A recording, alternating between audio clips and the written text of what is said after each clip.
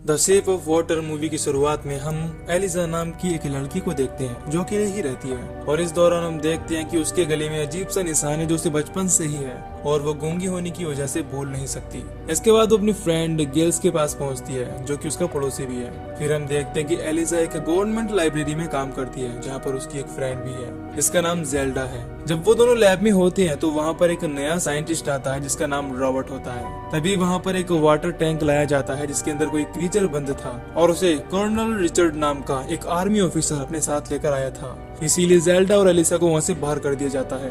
फिर अगले सीन में हम देखते हैं कि लैब में रिचर्ड घायल हो जाता है। ये देखकर एलिसा और जेल्डा बहुत डर जाती हैं। फिर जब वो दोनों खाना खा रही होती हैं तभी डॉक्टर फ्लेमिंग उन्हें अपने साथ लैब में चलने के लिए कहता है। जब वो लैब में पहुंचती हैं तो उनके चारों तरफ खून ही खून होता है। यह देखकर वो दोनों ही काफी डर जाती हैं। इसके बाद फ्लेमिंग उन दोनों को जल्दी से जल्दी वो लैब साफ करने के लिए कहकर वहां से चला जाता है। तभी सफाई करते समय एलिसा को कटी हुई दो मिलती हैं जो किसी और की नहीं बल्कि रिचर्ड की होती हैं। उन्हें देखकर जेल्डा काफी घबरा जाती है और डॉक्टर फ्लेमिंग को बुलाने के लिए जाती है।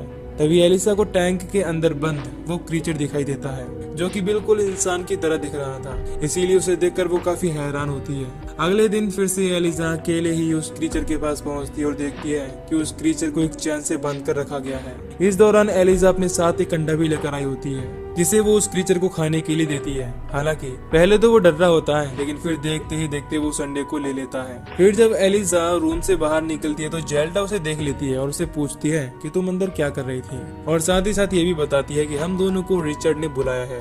इसके बाद वो रिचर्ड के पास पहुंचते हैं। पहले तो वो जेल्डा के काले होने की वजह से उसका मजाक उड़ाता है। फिर वो उन दोनों को समझाता है कि तुम लैब साफ करने के बाद यहाँ से चुपचाप निकल जाया करो क्योंकि लैब के अंदर जो भी चीज है वो बहुत ही खतरनाक है, जिसे मैं साउथ अफ्रीका की नदी से यहाँ तक लाया हूँ और हम दोनों ने यहाँ आते समय बहुत वक्त एक साथ बिताया है। इससे मुझे पता चला कि वो चीज बहुत ही खतरनाक है। हालांकि वहाँ के लोग इसे ईश्वर मानते हैं पर मुझे ऐसा नहीं लगता, क्योंकि मुझे लगता है कि ईश्वर इंसानों की तरह दिखते हैं, ना कि किसी जानवर, क्रीचर और एलियन की तरह। अगले सीन में हम देखते हैं कि वो क्रीचर एलिसा का धीरे धीरे एक बहुत अच्छा दोस्त बन जाता है क्योंकि एलिसा हर रोज उसके खाने के लिए अंडे लेकर आती है, जिससे वो काफी खुश रहता है। इसके बाद हम डॉक्टर रॉबर्ट को देखते हैं जो छुपकर रशियन लोगों से मिल रहा था, जिससे ये बात पता चलती है कि वो एक स्पाई है यानी कि जासूस। फिर अगले दिन जब एलिसा लैब में पहुंचती है तो देखती है कि वो क्रीचर पानी से बाहर बंधा हुआ है और काफी घायल है। इस बात से एलिसा काफी घबरा जाती है। तभी उसे वहाँ पर किसी के आने का एहसास होता है, इससे वो लैब में ही छिप जाती है। फिर वो देखती है कि ये सब करने वाला कोई और नहीं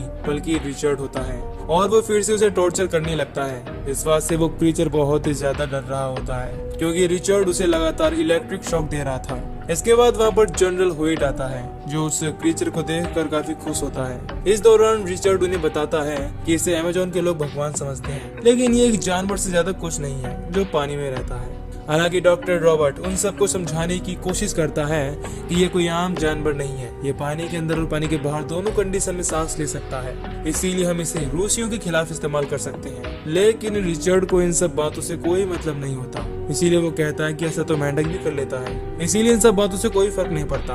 तभी वो क्रीचर बेहोश हो जाता है। ये देखकर डॉक्टर रॉबर्ट उसे पानी में डालने के लिए कहता है, लेकिन वो उसकी बातों को इग्नोर कर देते हैं। फिर रिचर्ड जनरल होइट से उस क्रीचर का ऑपरेशन करके उसे चेक करने की परमिशन मांगता है, इससे वो उसके शरीर की बनावट को समझ सके। हालांकि रॉबर्ट जनरल उसे ऐसा करने के लिए मना करता है, लेकिन वो उसकी बातों को सुनने से साफ इनकार कर देता है और ऑपरेशन की परमिशन दे देता है। ये बात सुनकर एलिसा बहुत ज्यादा परेशान हो जाती है। फिर वो घर पहुंचकर गिल्स से इस बारे में बताती है और उनसे मदद मांगती है और उसे क्रीचर के बारे में भी बताती है।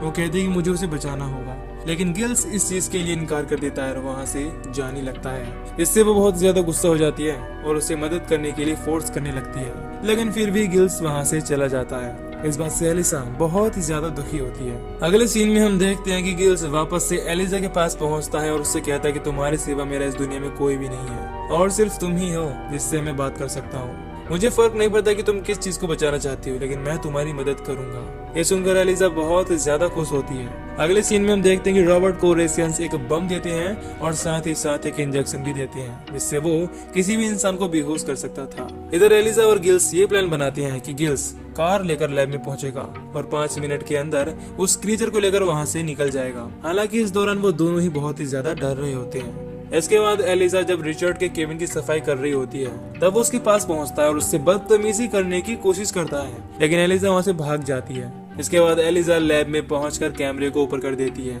इधर रॉबर्ट रिचर्ड के पास पहुंचता है और उसे क्रीचर का ऑपरेशन करने के लिए मना करने की कोशिश करता है, क्योंकि इस चीज में बिना कारण के वो मर सकता है, इसीलिए वो वहां आकर उससे और वक्त मांगता है। लेकिन रिचर्ड इस चीज के लिए साफ मना कर देता है और कहता है कि अगर वो मर भी गया तो तुम्हें कुछ न कुछ सीखने को ही मिलेगा, क्योंकि ये एक लैब है और मुझे भी अपना काम खत्म करके जल्दी से जल्दी यहाँ से जाना है। उसकी बातों से रॉबर्ट समझ जाता है कि वो कितनी भी कोशिश कर ले, लेकिन रिचर्ड उसकी एक बात नहीं सुनेगा।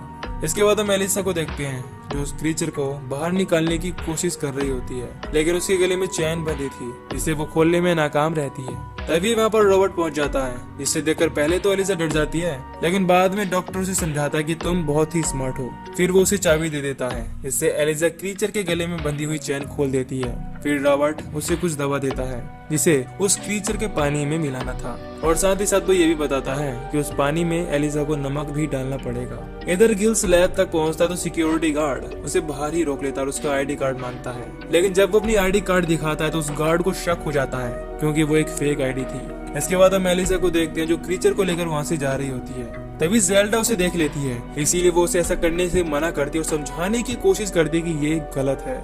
इसके बाद हम रिचर्ड को देखते हैं, जिसे गिल्स की गाड़ी को देखकर शक हो जाता है और वो उसे रोकने के लिए गार्ड को कॉल करता है, लेकिन गार्ड कॉल पिकअप नहीं करता क्योंकि वो गिल्स की आईडी चेक कर रहा था। फिर गार्ड समझ जाता है कि गिल्स की आईडी फेक है, इसीलिए वो उसे गन से शूट करने की धमकी देता है और गाड़ी से बाहर निकलने के लिए कहता है।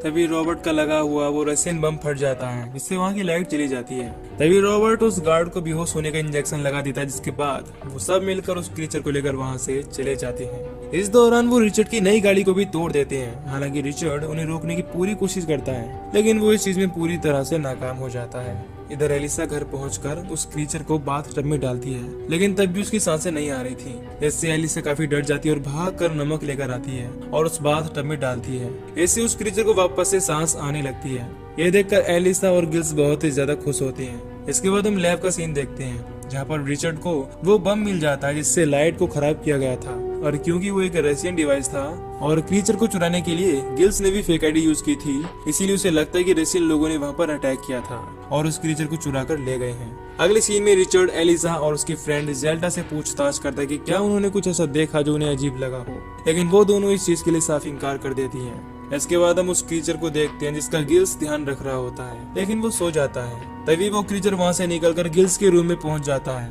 तभी उसे गिल्स की बिल्ली दिखाई देती है, जो उसे देखकर चिल्लाने लगती है। उसकी आवाज सुनकर गिल्स जाग जाता है और क्रीचर के पास पहुंचता है। वो देखता है कि वो क्रीचर उसकी बिल्ली को नोच नोच कर खा रहा है। जब वो गिल्स को देखता है तो बहुत डर जाता है, इसीलिए वो उसके हाथ पर अटैक करके वहाँ से भाग जाता है। हालांकि गिल्स उसे रोकने की कोशिश करता है, लेकिन वो उसकी कोई भी बात नहीं सुनता।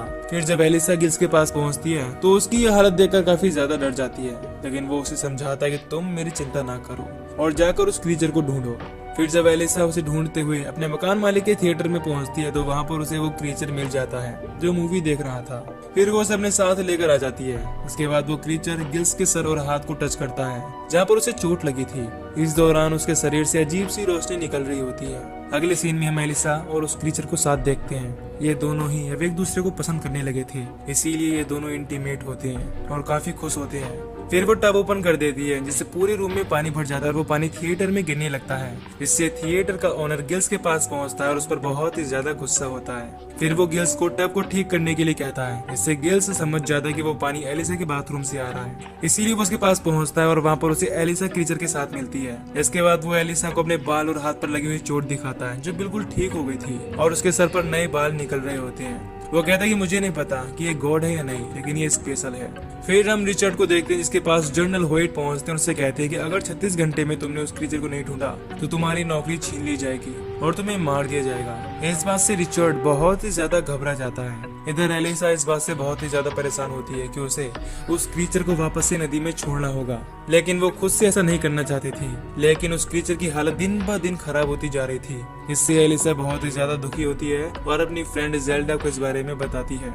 वो भी उसकी हालत देखकर काफी परेशान हो जाती है और डॉक्टर रॉबर्ट को इस चीज के बारे में बताने के लिए कॉल करती है, लेकिन वो कॉल पिक नहीं करता क्योंकि वो कहीं जा रहा होता है। इस दौरान हम देखते हैं कि रिचर्ड को भी उस पर शक होता है, इसीलिए वो उसका पीछा कर रहा होता है। फिर हम रॉबर्ट को देखते हैं जो रशियन एजेंसी के एजेंट से मिल रहा था। वो लोग उसे धोखा देकर गन से शूट कर देते हैं, लेकिन इससे पहले कि वो उसे जान से मार पाते वहाँ पर छुपा हुआ रिचर्ड उन लोगों को मार देता है और रॉबर्ट के पास पहुँचता है। फिर वो उससे उस क्रीचर के बारे में पूछता है और उसे बहुत ही बुरी तरह से टॉर्चर करने लगता है। हालांकि पहले तो वो इस चीज के बारे में कुछ नहीं बताता, लेकिन जब रिचर्ड उसे फोर्स करता है तो वो उसे बताता है कि उस क्रीचर को कोई रशियन एजेंसी नहीं बल्कि स्वीपर लेकर गए हैं जो हमारे लैब में काम करते हैं, यानी कि एलिसा और जेल्डा।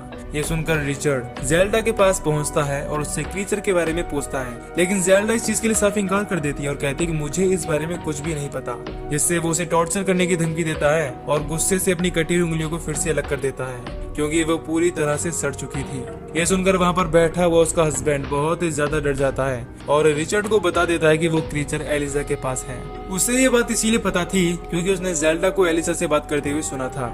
फिर रिचर्ड के जाने के बाद जेल्डा एलिसा को वार्न करने के लिए कॉल करती है। हालांकि उसका हस्बैंड उसे रोकने की कोशिश करता है, लेकिन वो उसकी बात नहीं मानती और एलिसा को रिचर्ड के बारे में बताती है। इधर रिचर्ड जब एलिसा के रूम में पहुंचता है तो वहाँ पर उसे कोई भी नहीं मिलता, जिससे वो बहुत ही ज्यादा परेशान हो जाता है। तभी उसे कैलेंडर पर नोट लिखा हुआ मिलता है, इससे वो समझता है कि एलिसा उस क्रीचर को नदी में छोड़ने वाली है। इसीलिए वो वहाँ पहुंच जाता है और गिल्स पर अटैक करके उसे बेहोश कर देता है। फिर वो उस क्रीचर और एलिसा दोनों को गन से शूट कर देता है। तभी रिचर्ड पर गिल्स अटैक करके उसे जमीन पर गिरा देता है और फिर एलिसा के पास पहुंचता है। उसी समय देखते ही देखते वो क्रीचर फिर से उठ खड़ा होता है और अपने घाव को ठीक कर लेता है। इसके बाद वो रिचर्ड के पास पहुंचता है जो क्रीचर को जिंदा देखकर काफी हैरान होता है और कहता है कि तुम सच में गॉड हो। उसी समय वो क्रीचर उस पर अटैक करके उसका गला काट देता है। इसके बाद वो एलिसा को लेकर पानी में कूद जाता है। इसके बाद वो पानी के अंदर एलिसा को किस करता है और उसके गले में बनी हुई निशान को टच करता है। इससे वो निशान मछलियों की तरह गिल्स में बदल जाता है और देखते ही देखते एलिसा को होश आ जाता है। फिर हमें गिल्स बताता है कि इसके बाद उन दोनों ने अपनी जिंदगी खुशी खुशी बिताई और इस चीज का मुझे पूरा विश्वास है। और गिल्स के इन कुछ अच्छे शब्दों से इस मूवी की समाप्ति होती है। अगर आपको मूवी अच्छी लगी है तो प्लीज चैनल को सब्सक्राइब जरूर करिएगा।